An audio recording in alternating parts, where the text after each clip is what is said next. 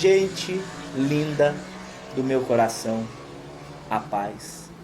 Glória a Deus pela vida de vocês. Glória a Deus por esse motoqueiro que acabou de passar com esse escapamento furado, atrapalhando ao vivo.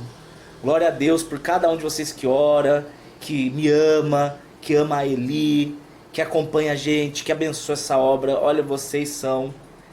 Primeiro é Jesus, óbvio, mas é por causa de vocês que eu não paro. E não vou parar. Beijo, Lidiane, que saudades de quando você me amava. A Lidiane Chimentão, minha querida. Ela, esposa do Alê, que também é meu amado demais. Um beijo em vocês todos.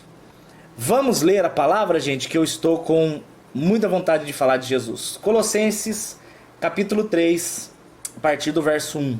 Vamos lá?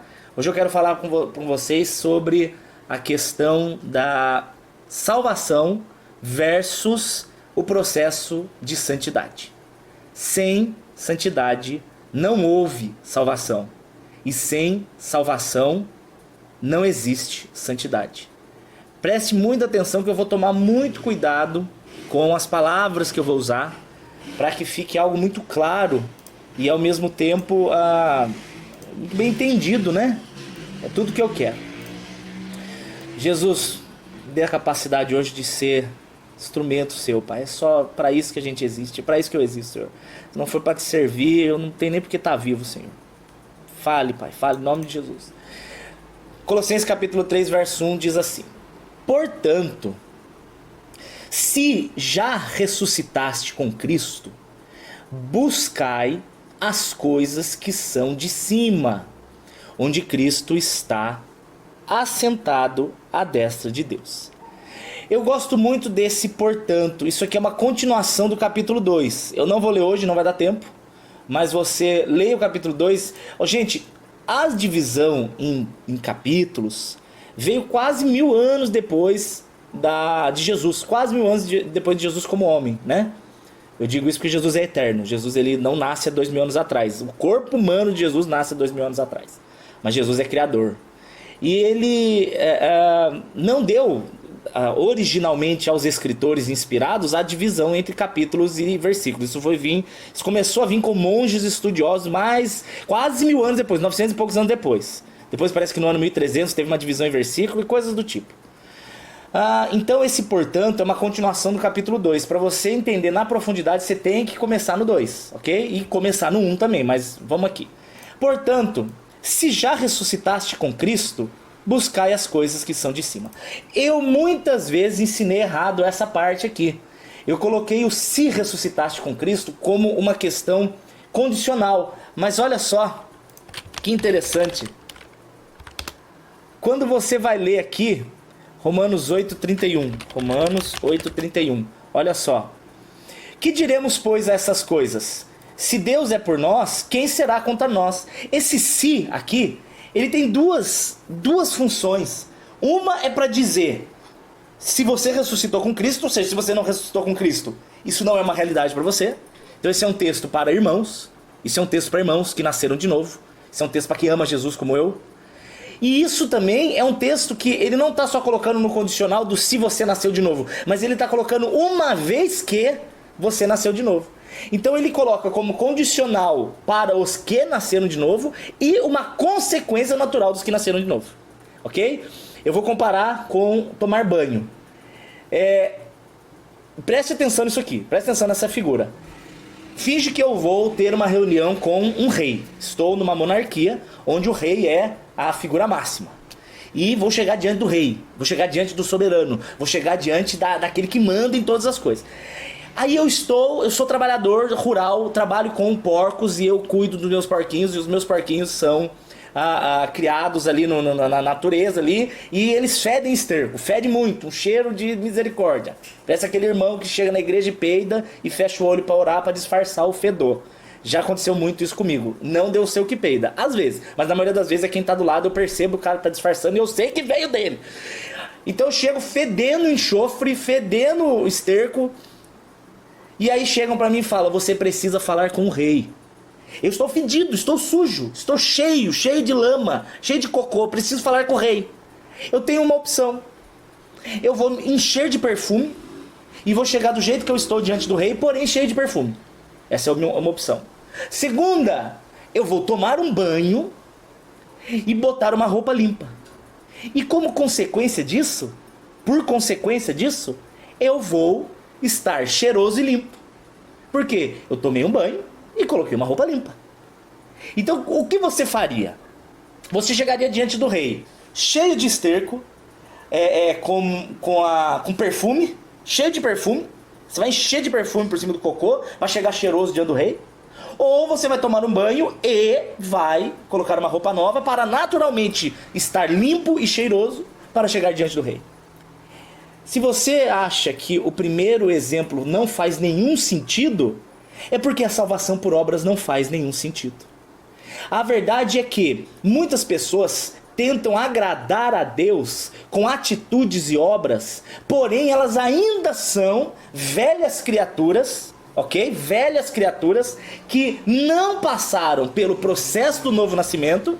Então não adianta as boas obras tentarem cheirar bem nas narinas de Deus, porque por baixo das boas obras Ele conhece um coração mau, um coração que ainda não foi transformado. Ele reconhece a velha criatura, Ele vai além da aparência.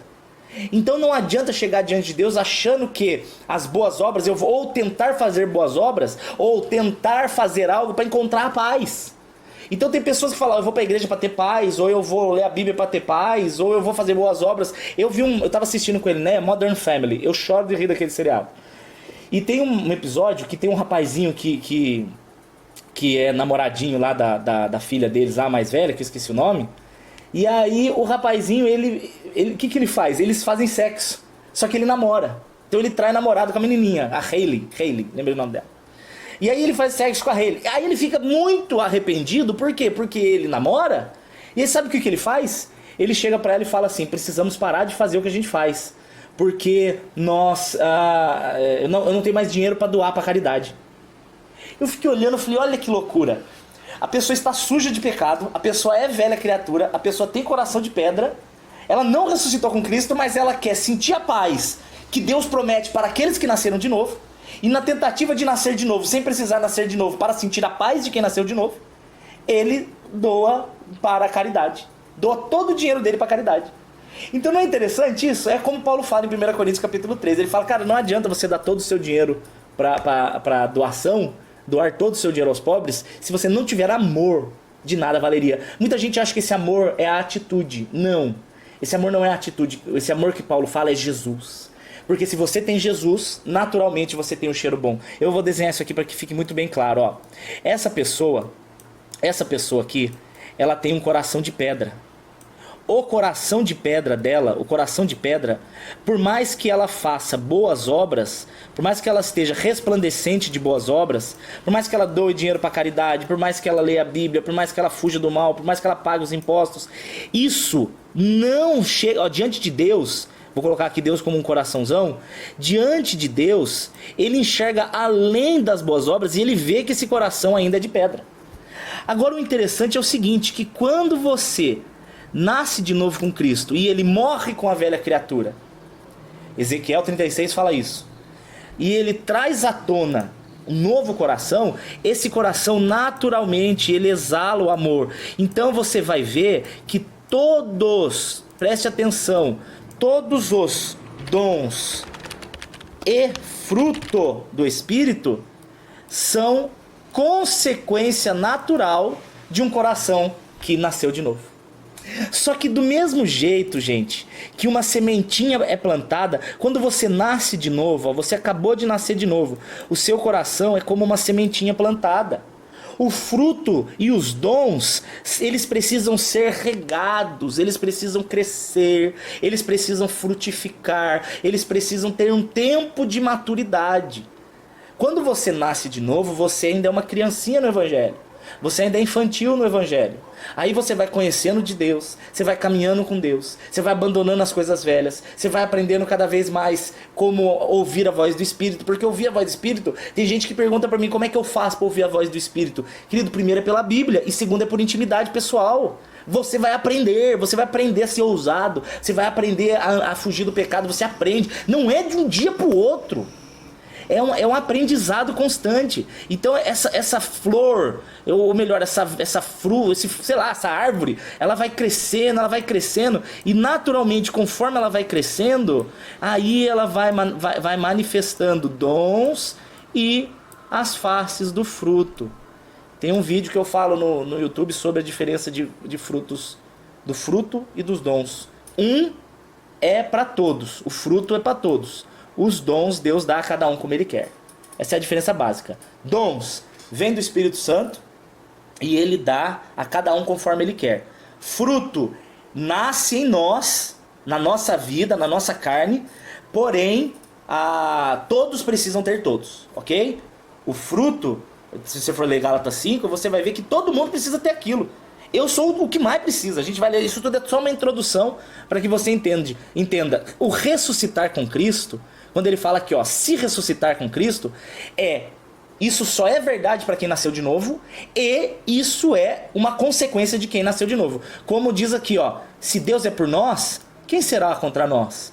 Em outras palavras, uma vez que Deus é por mim, quem será contra mim? Então não é só uma questão de dúvida, é uma questão de condição e consequência básica, ok? Sendo introduzido isso, vamos aqui para a continuação. O que eu cliquei aqui? Não. Se ressuscitaste com Cristo, ou seja, uma vez que você ressuscitou com Cristo, busquem. Isso aqui é uma ordem, isso aqui está no imperativo. Buscai as coisas que são de cima, onde Cristo está assentado à destra de Deus. Pensai, de novo, outra ordem, nas coisas que são de cima, e não nas que são da terra, porque vocês morreram e a vossa vida está escondida com Deus. Eu quero falar aqui primeiro desses dois, ó. Buscai e pensai. Perguntinha para você. Deus me daria uma ordem de algo que Ele tem que fazer? Preste atenção. Deus daria para você uma ordem de algo que a responsabilidade é dele? Nossa, Deus, não vai dar para eu tomar essa água não, peraí. Tem uma água de coco aqui. Vou tomar essa. Responda para mim. Você acha que Deus me mandaria fazer algo que não está na minha alçada? Ou não está de acordo com as minhas condições ou responsabilidades? Claro que não. Eu vou pegar aqui para você ver o texto de Romanos 8. Olha só que interessante o verso 30. Eu vou abrir aqui do ladinho só pra gente dar uma nossa, o 330 não. Oh, Jesus amado. Romanos 8:30, ó. Ele fala sobre predestinar, ele fala sobre chamar, ele fala sobre justificar e sobre glorificar. Olha aqui. Olha aqui, olha aqui, olha aqui, olha aqui, olha aqui, olha aqui, olha aqui. Eu estou aqui, nasci. Esse aqui é o Dani, nascido. Essa aqui é a linha do tempo do Dani. Pra cá não existia Dani. Pra cá é quando eu nasci. Nesse período que meu pai e minha mãe nem sonhavam em me ter, não entenda besteira aqui, ok? Eu disse eles não sonhavam em me ter a mim. Piadinha feia.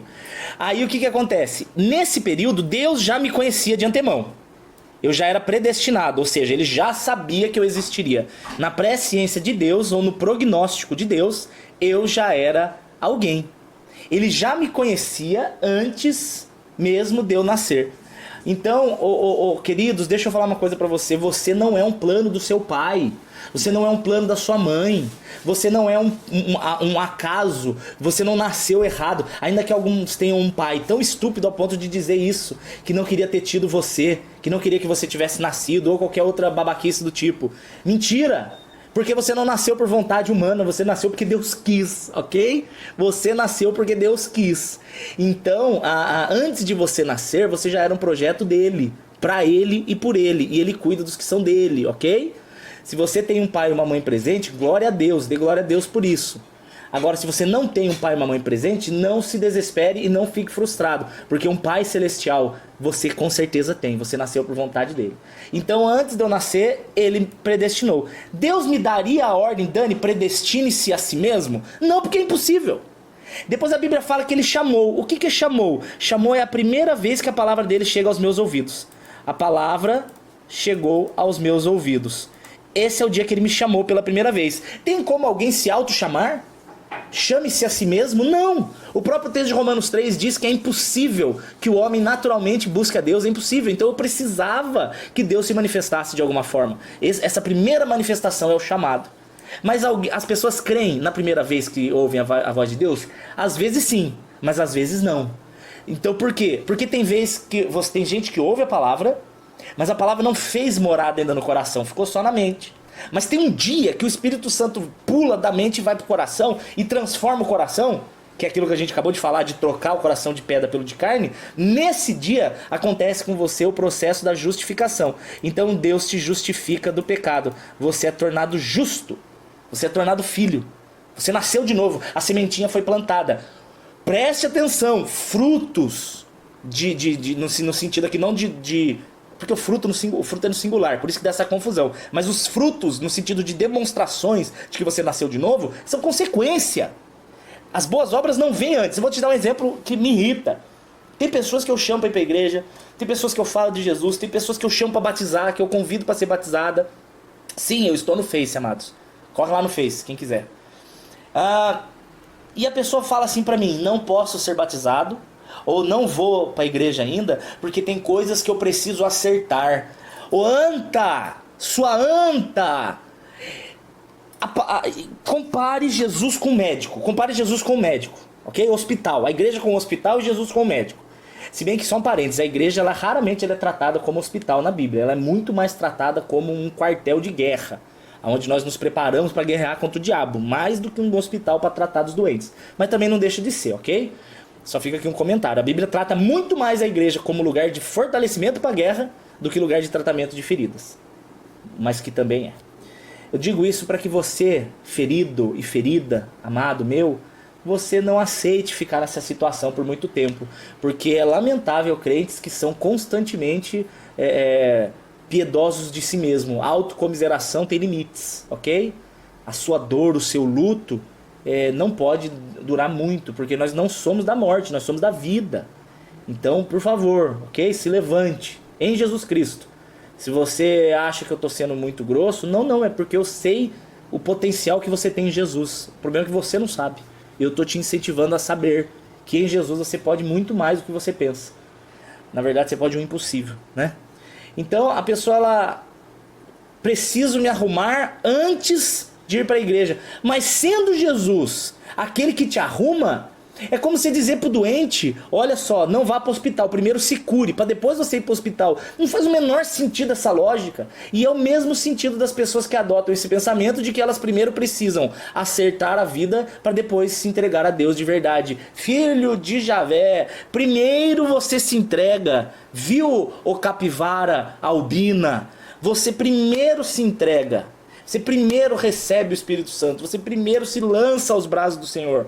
E aí, por consequência disso, vem a cura, vem os consertos, vem o fortalecimento, vem o Deus que aceita, que acerta toda a situação após o novo nascimento. Diane, minha amada, passe a sua conta por gentileza. Diane, manda um oi para mim no e-mail, daniel.saad@uol.com.br. Eu te mando a crônica. Lá no finalzinho tem os dados. E agora eu fiz o Pix também, mas no final eu falo sobre isso. Para não parecer que eu sou mercenário, porque eu não sou. Odeio os mercenários, odeio. Vou rir quando eles estiverem sendo condenados. Pode parecer pesado isso, mas a própria Bíblia diz, em Isaías capítulo 1. Não, em Provérbios capítulo 1. Isaías 1 ou Provérbio 1.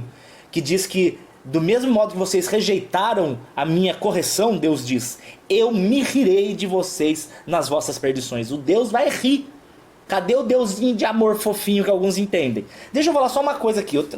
Não, Deus, é muitas coisas. Deixa eu terminar essa primeiro. Minha cabeça tá fervendo. Faz muito tempo sem fazer ao vivo, sabe? Fica acumulando assunto.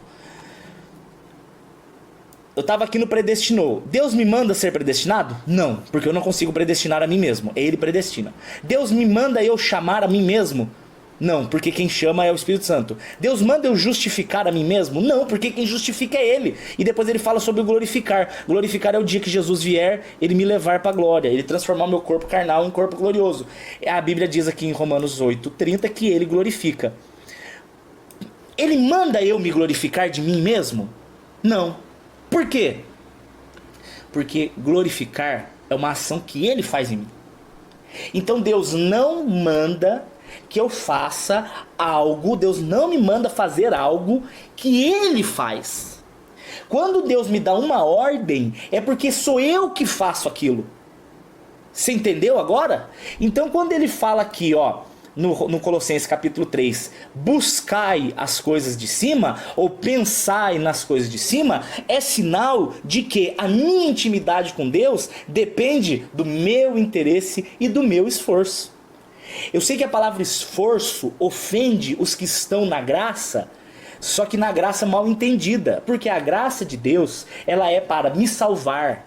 A graça de Deus se manifestou trazendo salvação, mas do mesmo jeito que a graça de Deus me trouxe salvação, e a graça me permite ter acesso ao Pai, não é a graça que me força a ter intimidade com Deus. Isso depende do interesse pessoal seu. Por isso que ele fala aqui, ó, buscai e pensai. Se fosse algo que Deus faz, ele não daria essa ordem pra gente. Meu e-mail é daniel.saad@uol.com.br. E obrigado, viu, pelo carinho de se importar com essa obra. Fico constrangido. Não pensai nas coisas que são da terra. De nenhuma forma Paulo está dizendo aqui para que você ou eu sejamos negligentes com as coisas dessa terra. Não é para você não se preocupar com aonde você vai morar ou o que você vai fazer para trabalho. Lógico que você vai tomar cuidado com estudar, se preparar, não gastar muito dinheiro. É óbvio que nós vamos fazer esse cuidado. Por quê? Porque tem um pensamento muito errado dentro da igreja, que as pessoas elas acham que ter dinheiro ou ser bem-sucedido é algo ruim. Muito pelo contrário. Porque quando você é uma pessoa bem-sucedida nas coisas da terra, você tem mais condição de abençoar mais pessoas. Você tem mais condição de empregar pessoas. Você tem condição de manifestar a Deus usando as riquezas. Olha Lucas capítulo 16, você vai ver Jesus falando assim: granjeai amigos com as riquezas da iniquidade. Quais são as riquezas da iniquidade? Dinheiro. Dinheiro é a riqueza da iniquidade. Qual que é a riqueza da santidade? Boas obras. Por quê? Porque o dinheiro ele tem uma excelente participação no reino de Deus. Só que ele acaba na nossa morte. Depois da nossa morte o dinheiro não serve mais para nada. Mas as boas obras que você fez em nome de Jesus, essas permanecem para sempre. Por isso que Jesus fala: buscai tesouros no céu, aonde o ladrão não rouba e a traça não corrói. Mas isso não quer dizer que não é para você buscar os tesouros da terra. Não é para você não pensar nas coisas da terra. O que Paulo está querendo dizer aqui é no sentido de você não colocar como mais importante. Não é o mais importante. O mais importante não é qual é o emprego que você vai ter, qual a mulher ou o homem com quem você vai casar, qual é a casa que você vai morar. Isso é secundário. Isso você resolve depois de você resolver o seu maior problema, que é a sua intimidade com Deus. Então nunca que a nossa vida é secular. A vida de quem nasceu de novo, até as coisas terrenas são santas. Porque no seu trabalho você vai manifestar Jesus lá, você é missionário lá. Quando você vai... Gente, vou dar um exemplo. Vou te dar um exemplo simples. Eu fui vender meu carro recentemente. Fui tentar vender o carro, porque já está com 100 mil quilômetros rodados. Aí parei para vender o carro numa loja. Eu vi um carro que eu gostei, parecido com o meu. Não ia ficar muito mais caro. Aí parei, o menino veio me atender. Aí eu falei: rapaz, queria ver esse carro aí. Ele é bem mais novo que o meu e tal. Ele falou: esse mas tá, não sei o que. Fui ver 140 mil rodados. Eu falei: nossa, homem, tá muito mais rodado que o meu. Não, eu quero trocar por um mais novo, né? Por pegar muita estrada, né? Só esse mês nós andamos 12 mil quilômetros, eu e ele, né? Agora no mês de novembro. Aí eu falei: não vai dar. Aí nisso ele virou e falou assim: mas por que você anda tanto? Por que você anda tanto assim de carro? O que você trabalha? Você é vendedor, né? Eu falei: não, moço, aqui eu e minha esposa somos pastores, a gente viaja para falar de Jesus nas igrejas que convidam. Pronto. Nisso ele já falou que estava afastado da igreja. Nisso ele já falou que ama a Deus. Nisso a gente começou a conversar de Jesus. Aí nisso já comecei a falar do Senhor para ele. Já fiquei emocionado, ele ficou também. Não estou exagerando, ficamos emocionados na loja de carro. Aí você vira e fala para mim: vender carro é algo santo ou é algo secular? Depende de quem que está vendendo. Se é um santo vendendo carro, é algo santo. Se é um ímpio vendendo carro, é algo secular. Então não é o ambiente que define, mas é a presença de quem está dentro de quem está naquele ambiente. Meu Deus, guarda isso para a sua vida. A venda de um carro se tornou santa. Por quê? Porque eu estou pensando nas coisas da terra? Não, mas porque enquanto eu estou fazendo as coisas da terra, minha mente está conectada com as coisas do alto. Pensar nas coisas do alto, como Paulo está dizendo aqui, é você nunca se esquecer que Jesus é o Senhor. É você nunca esquecer que tudo que você faz tem que ser para dar bom testemunho. Tudo que você faz é manifestando o reino de Deus nessa terra, inclusive comprar um pão na padaria. Você tem que ir comprar o pão para a glória de Deus.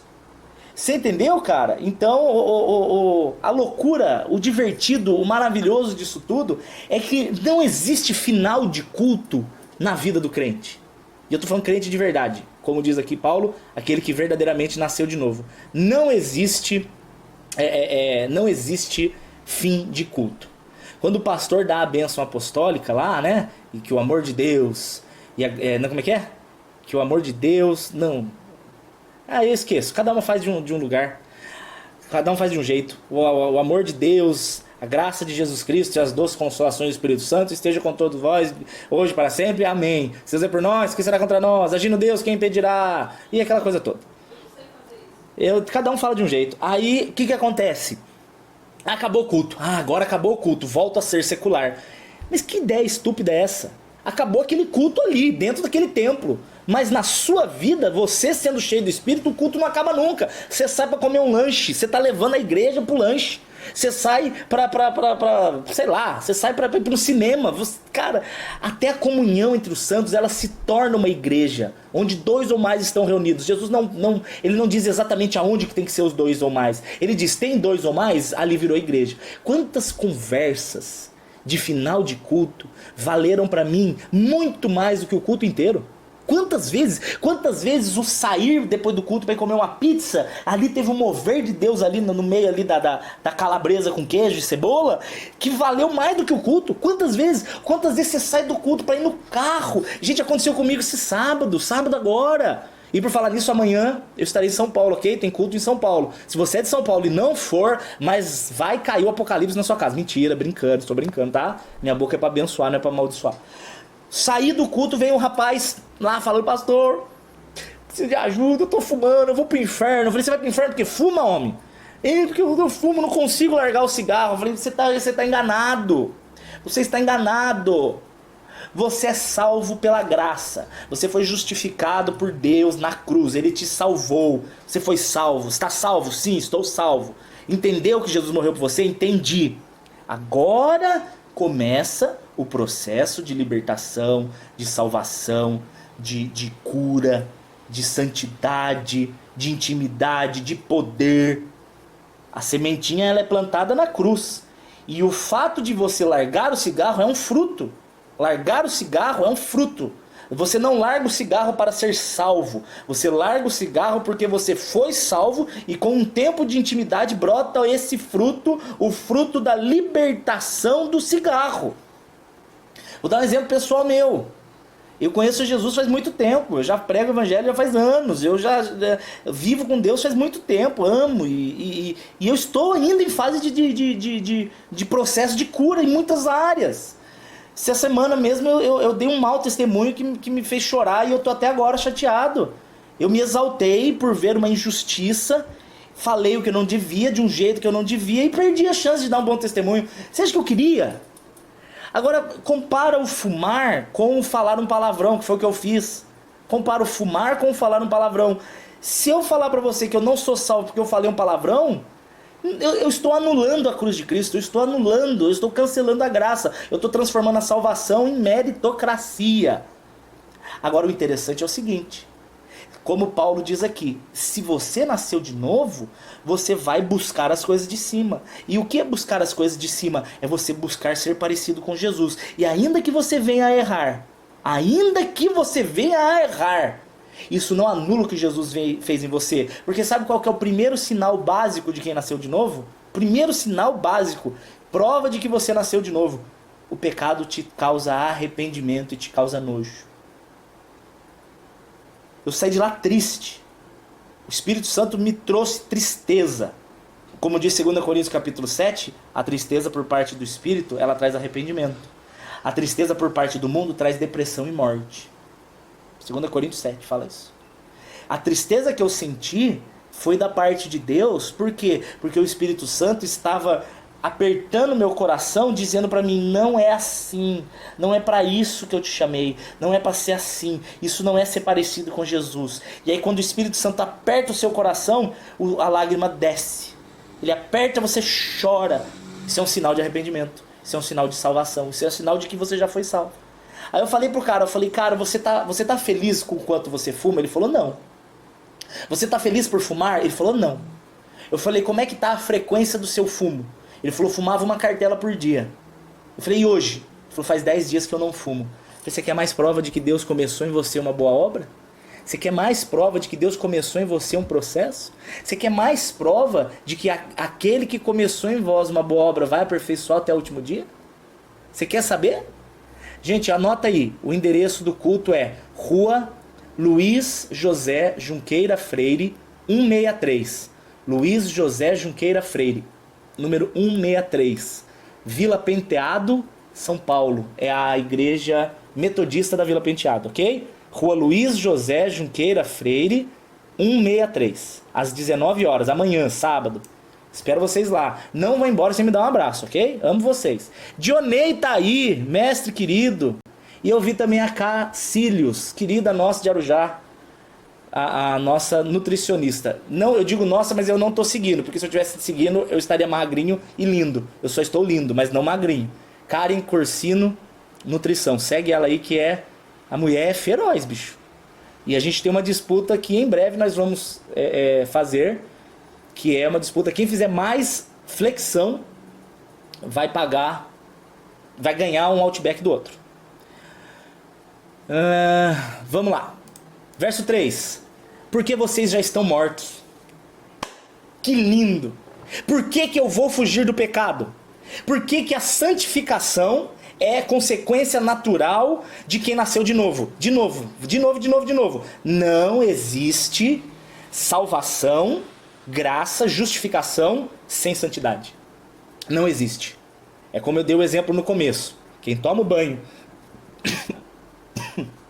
Desculpe. Quem toma o banho e troca de roupa, naturalmente estará limpo e cheiroso. Quem é salvo por Jesus na cruz, justificação, naturalmente vai buscar a santificação. Não existe salvação sem santificação. Se a pessoa não anda em santidade, ela não foi salva. Se a pessoa não busca a santidade, ela não entendeu ainda a graça de Deus. Não tem como um andar sem o outro. Agora, o que eu creio que acontece, que eu creio que acontece, que é o perigo do afastamento, é o seguinte, irmãos, Hebreus 3:12, que não haja em vocês um coração mau e infiel, que vos aparte do Deus vivo.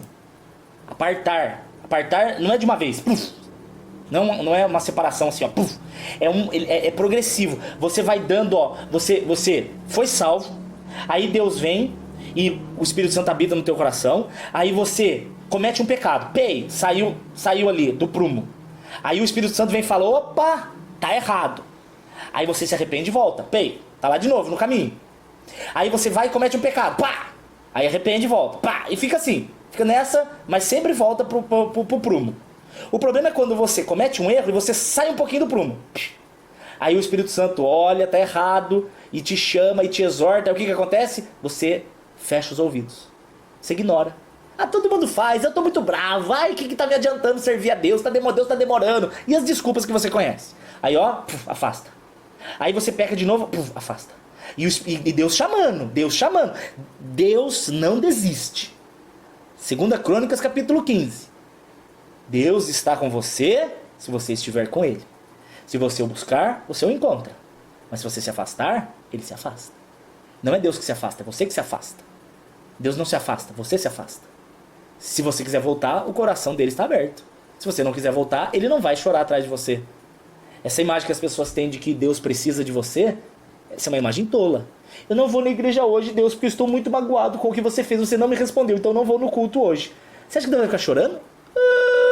Volta, por favor, volta, filho, eu faço tudo o que você quiser. Não, isso é ridículo. Nós precisamos dele, ele não precisa da gente. Então, na verdade, o amor de Deus está em se revelar a nós, em morrer por nós e em não desistir de nós. Mas ele não corre atrás. Eu creio que no Salmo 51, que diz que um coração quebrantado Deus não rejeita. E ele não lança fora nenhuma ovelha que vai até ele.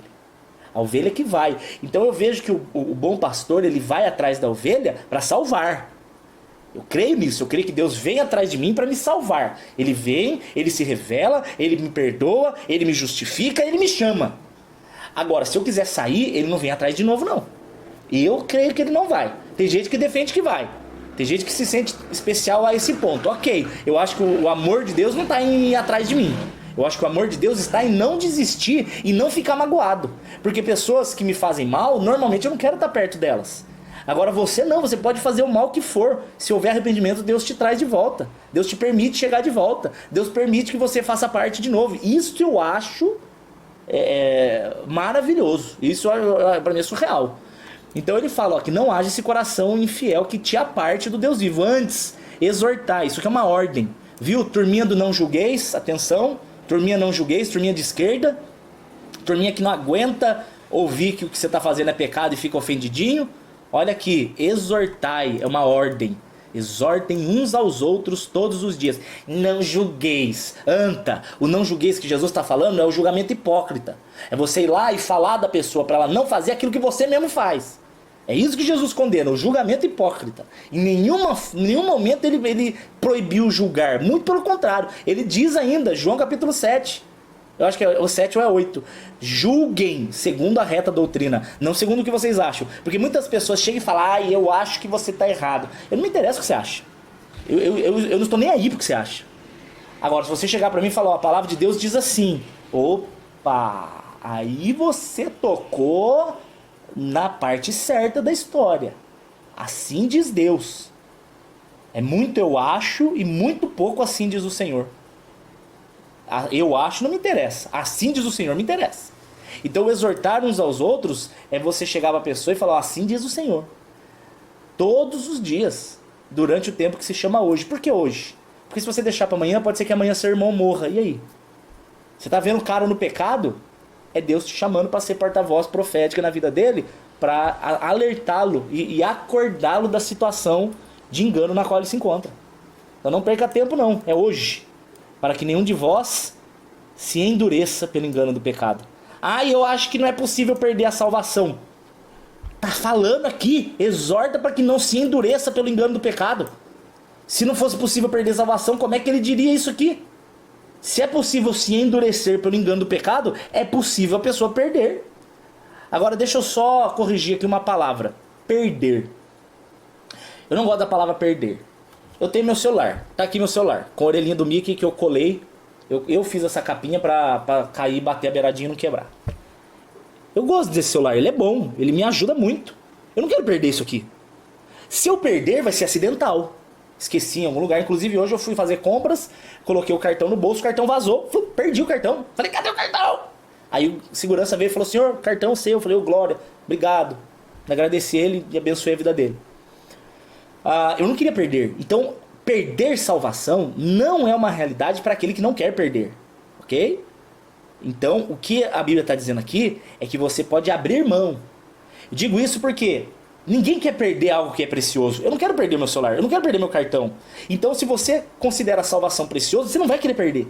Então, não se perde. Mas se abre mão. Se rejeita. A palavra melhor é rejeita. O homem que muitas vezes é advertido, rejeita. Inclusive, 2 Pedro capítulo 1, só um pausa. Edilene, eu não avisei não, eu avisei à tarde, eu avisei hoje à tarde. Eu não sei nem que hora que foi, mas eu fiz um post avisando que ia ter o ao vivo à tarde. Que pena que vocês não viram, sinto muito, de verdade. Avisei há 3 horas atrás, 4 horas atrás, que pena. Mas vai ficar no YouTube, ok? Quem quiser, YouTube. A Dia Araújo está perguntando, Dani, abrir mão no caso de apostasia? Eu creio que sim. Eu creio que, como por exemplo, 2 Pedro capítulo 1, diz que o homem ou a mulher que estão no caminho da salvação, que conhecem a Jesus, que nasceram de novo, mas não estão produzindo frutos, eles são cegos, não enxergam adiante, e eles vão se esquecer dos pecados que foram perdoados. Então, peraí, se ele vai se esquecer do que já aconteceu, é porque o pecado dele foi perdoado. E como que acontece isso? Quando você ignora a voz de Deus. Então, quando você ignora a necessidade de santidade, você está automaticamente se afastando da salvação, se é que houve. Se é que houve. Então, igrejas que dizem assim, por exemplo, puxa vida, o cara é homossexual, ele tem a prática homossexual, melhor dizendo, não vou dizer que ele é, vou dizer que ele tem a prática homossexual, e não tem problema, não tem problema, porque afinal de contas ele já creu em Jesus, ele já entregou a vida para Jesus, ele é salvo, não tem problema o pecado dele.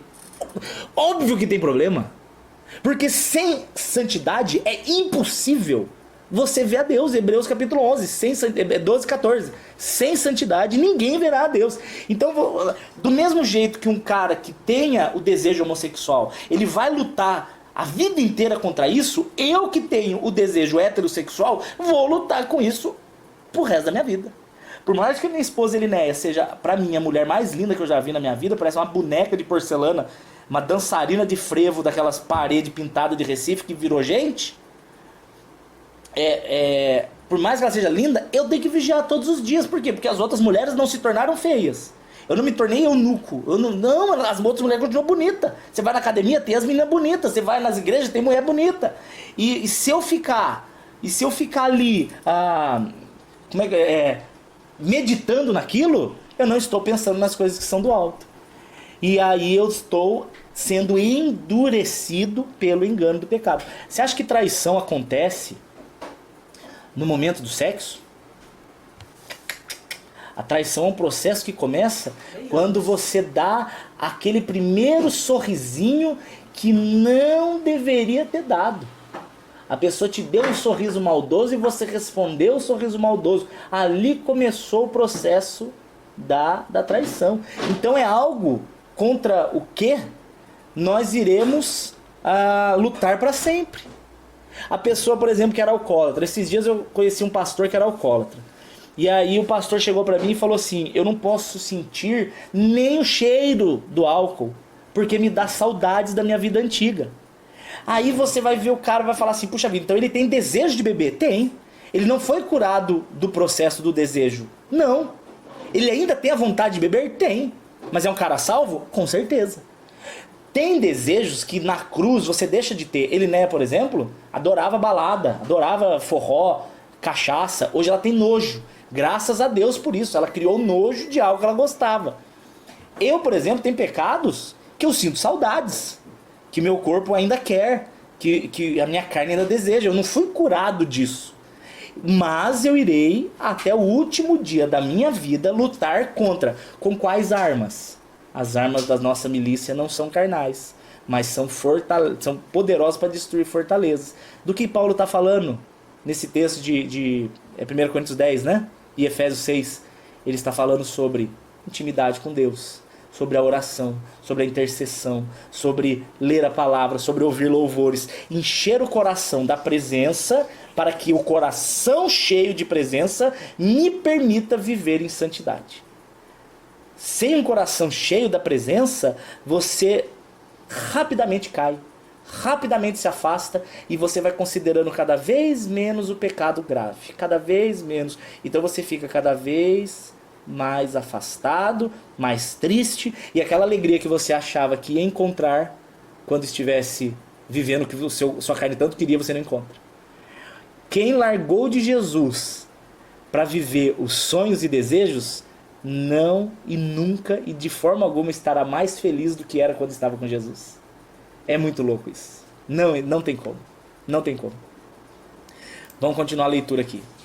Porque nos tornamos participantes de Cristo se, olha aqui, retivermos firmemente. Ele está falando de novo de algo que ele vai fazer? Não, de mim. Está falando, eu tenho que fazer. Nos tornamos participantes de Cristo se retivermos firmemente o princípio da nossa confiança até o fim. Então, na verdade, você não vai... nossa, eu ia acabar de falar essa frase e a Silvana falou. Olha que jesuicidência. Você não consegue impedir o passarinho de passar voando pelos seus olhos assim. Ó, ele passou. Fum. Igual ontem. Ontem eu estava esperando o Uber. Aí passou uma maritaca, um papagaio. E ele pousou em cima de mim assim, ficou comendo sementinha. Eu fiquei olhando bonitinho aquele papagaio. Passou, eu não posso impedir que ele passe. Ele é livre para passar. Não depende de mim. Agora, eu escolhi ficar olhando para aquele papagaio. Eu escolhi ficar olhando a maritaca e ficar vendo ela comer a sementinha e eu fiquei pensando nela. Eu escolhi pensar. Eu escolhi o meditar. Você não pode impedir que o desejo ou a tentação passe por você. Você não consegue impedir nem a sua carne de criar os desejos. A sua carne por si só cria. Tiago fala isso em Tiago capítulo 1 sobre as concupiscências da carne. Mas você pode impedir que elas tomem o controle da tua alma quando você optar em pensar nas coisas do alto.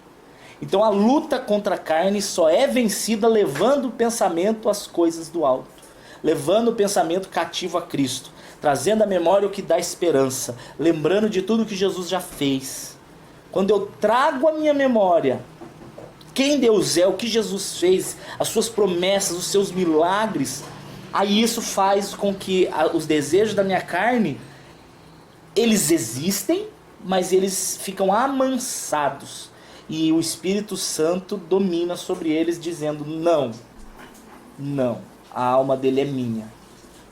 Não mexe com ele.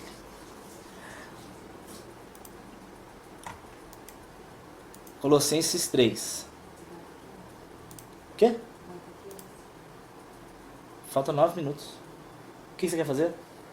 Comida? Pode fazer. Faz aí. Eliné quer que eu acabe logo para ela fazer comida. Não. Você sabe quem que luta contra a palavra de Deus, né, Eliné? Nossa!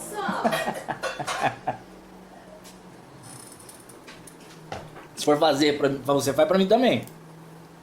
Quando Cristo, que é a vossa vida, meu Deus do céu. Deixa eu só falar mais um pouquinho. Tem 9 minutos, eu vou falar só até o verso 4. Não, até o 5.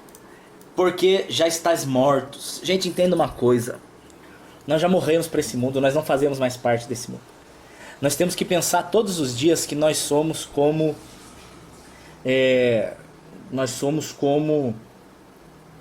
mortos, sacrifícios vivos. Essa é a palavra que eu queria lembrar. Romanos capítulo 12.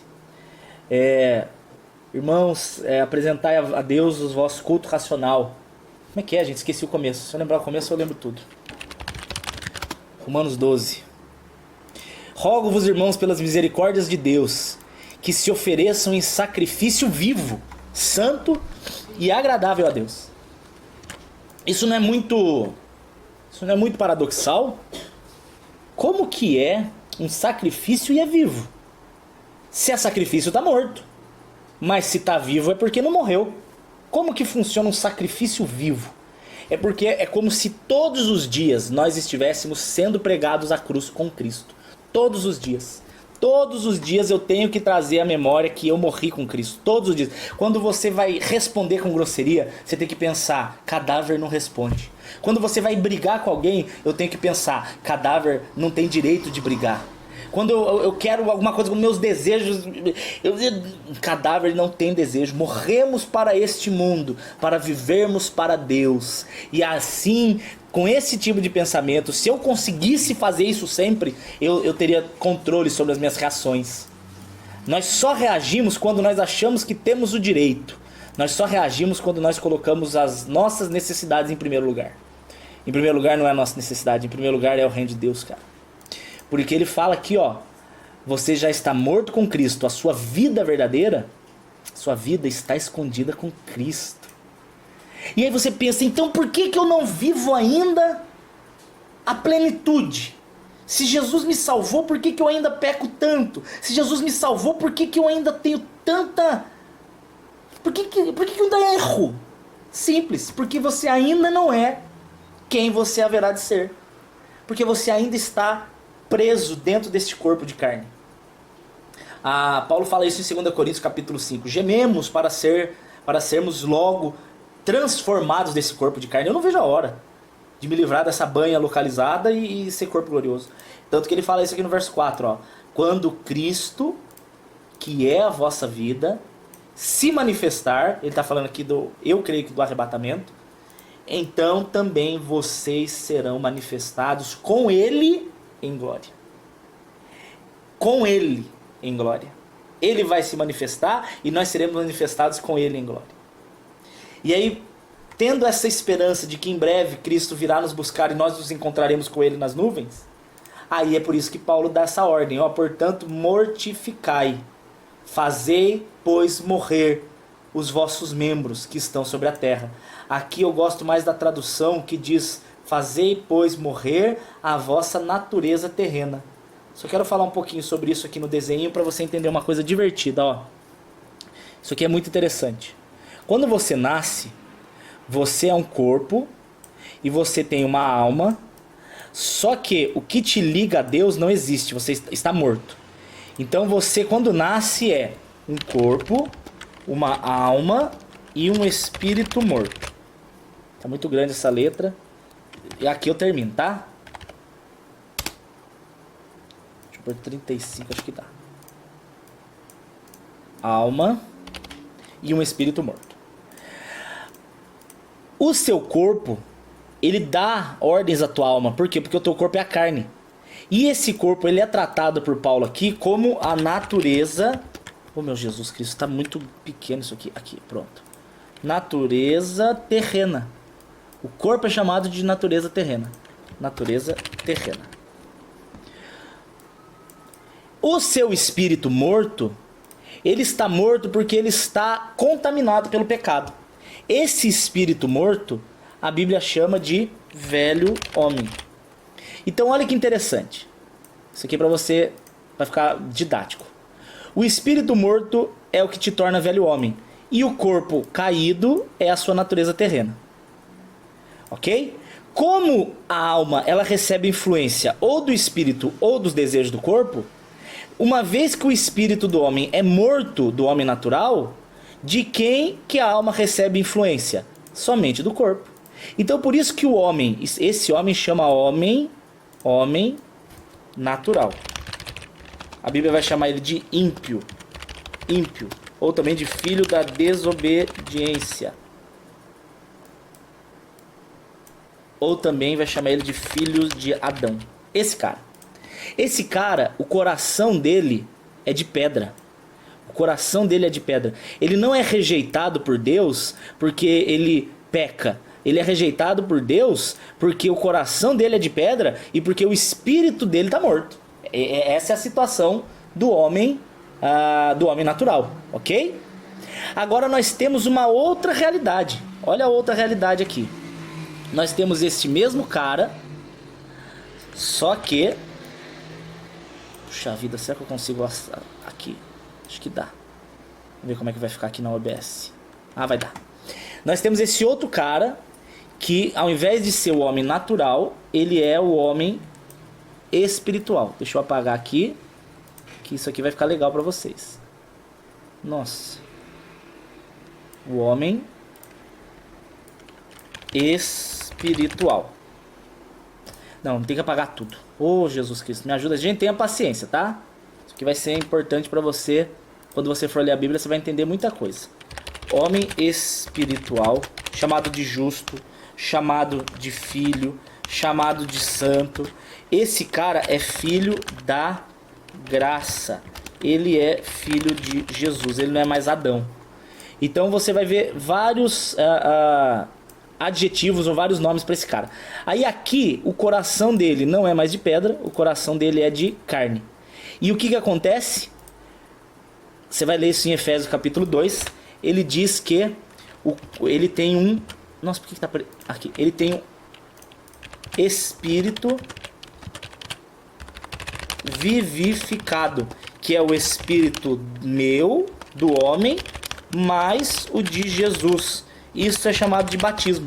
Esse é o verdadeiro batismo do Espírito. Não é o orar em línguas. O verdadeiro batismo é quando o Espírito do homem e o de Jesus se tornam um na cruz. Olha lá, Romanos 6, de 3 a 6. Depois fica de tarefinha. Você vai ver o verdadeiro batismo. Esse é o verdadeiro batismo. Então, na verdade, este segundo cara, ele vai ter a influência do corpo. Caramba, gente. Espero que vocês estejam entendendo. Eu estou tentando ser o mais didático possível aqui, ó. Este cara, ele tem a influência do corpo, ou seja, a natureza terrena, mas ele não é mais velho homem. Ele é novo homem. Ele é nova criatura. 2 Coríntios 5,17.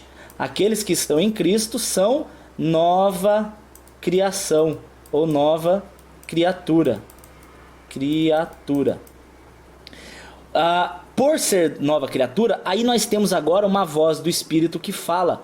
Então a sua alma, você tem que escolher. Aí você tem livre-arbítrio. Eu não creio que esse cara tenha livre-arbítrio, porque ele não tem como ouvir a voz do Espírito. Ele é escravo das vozes do corpo, ele é escravo dos desejos. Ele não tem livre-arbítrio. Agora esse cara tem.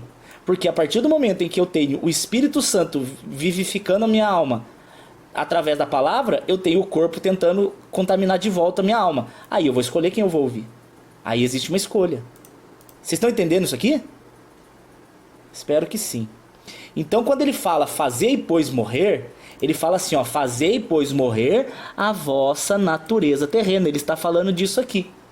Então olha que curioso. Jesus Cristo, aqui o nosso Jesus, eu vou colocar ele aqui com uma argolinha aqui na cabeça só para diferenciar.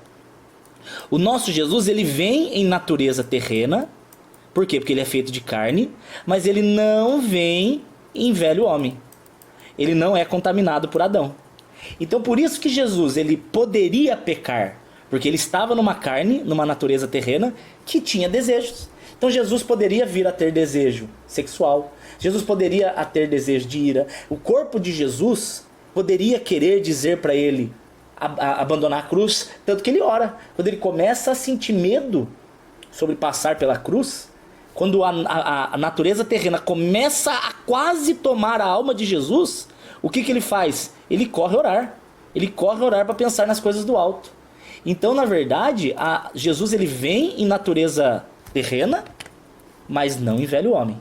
Nós nascemos na natureza terrena e nascemos com o velho homem. Velho homem, o contaminado por Adão. E hoje, como novas criaturas, nós ainda estamos em natureza terrena, mas o nosso velho homem foi morto. Agora, você quer ver que interessante? Por isso que eu creio que Jesus... tem uma discussão entre os católicos, né? Que Maria, ela era santa. E por isso que ela deu origem a Jesus sem pecados. Que para Jesus nascer sem pecados, a Maria também tinha que ser sem pecados. Isso teologicamente é uma heresia absurda. Porque, na verdade, a transferência de pecados não vem da mulher. A Bíblia diz em Romanos capítulo 5 que a transmissão do pecado vem pela semente do homem. Você vai ver quando ele diz que é pelo homem, por um só homem entrou o pecado no mundo e de um só homem passou para todos. Ou quando você vai ver em 2 Pedro capítulo 1, é a segunda vez já que eu sigo 2 Pedro, né? Ele diz que a semente corruptível é a que nos deu origem ao nosso nascimento. Nosso nascimento é por semente corruptível. Mas quando a gente nasce de novo com Jesus, aí é pela semente incorruptível, que é a palavra de Deus. E não por coincidência, Jesus é chamado de a palavra de Deus. Então você vê duas sementes, o espermatozoide e a palavra de Deus. Os que são nascidos de espermatozoide são velho homem, inclusive Maria. Maria nasceu com o espírito de Adão. Tanto que ela mesmo diz em Lucas capítulo 2, minha alma se alegra em Deus, o meu Salvador. Então, assim como eu preciso de um Salvador, Maria também precisava. Por quê? Porque tanto eu quanto ela nascemos em pecado. Romanos 3, 23. Todos pecaram e destituídos estão da glória. Todos. Então o que é interessante é que Jesus ele não nasce santo porque ele nasce de uma mulher santa. Não é isso. Jesus nasce santo porque o pecado é transmitido pelo homem. E Jesus não nasce de semente masculina. Porque Jesus nasce da semente do Pai. Então Jesus ele é gerado pela semente do Espírito com o óvulo de uma mulher. Então Jesus ele tem a natureza terrena de Maria, mas ele tem o novo homem, o novo Adão de Deus. Você entendeu por que Jesus nasce sem pecado? Mesmo nascendo de uma mulher que pecou? Só lembrando que santo não significa infalível. Santo significa aqueles que foram separados para Deus, ok? Era isso que eu tinha para dizer para vocês. Espero que tenha sido bênção na vida de vocês. Amo vocês. Quem quiser, quem puder, né? Amanhã estaremos juntos em São Paulo no culto. E quem quiser, quem puder, manda um e-mail para mim, daniel.saad@uol.com.br, para receber as crônicas. E para quem quiser abençoar a obra, para que essa obra não pare. E agora eu tenho o Pix. O Pix é o meu CPF. Tá lá no meu e-mail também. Tá bom? Amo vocês, gente. Obrigado por quem aguentou ouvir até agora. Deus abençoe. Amo vocês. E Tchau e tchau.